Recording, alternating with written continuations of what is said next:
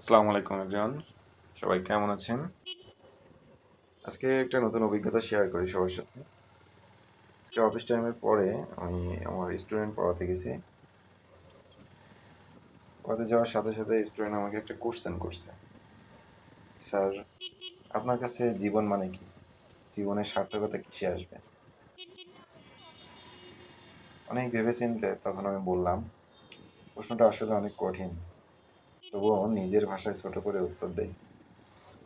জীবনের আসল মানে হচ্ছে আপনার জীবনের জ্ঞান, সময়, ভালোবাসা, মায়া, ত্যাগ এগুলো যদি আপনার পরিবার ও সমাজের কাজে আসে, তাহলে আপনার জীবন মানে সার্থকতা। আর আপনার সফলতা যদি আপনার পরিবার ভালো থাকে, তাহলে আপনিও ভালো থাকবেন। আর আপনি ভালো থাকলে আপনার আশেপাশের মানুষগুলোও ভালো থাকবে। তখন আমার স্টুডেন্টকে বলি যে মানুষের জীবনে সফলভাবে গড়ে তুলতে হলে এখন থেকে পড়াশোনা করো, নিজের জ্ঞান, নিজের সময় সবটা কাজে লাগাও। একসময় দেখবে সফলতা পাবেই। আর সফলতা পাইলে তুমি তোমার পরিবার, তোমার আশেপাশের মানুষ সবাইকে ভালো রাখতে পারবে।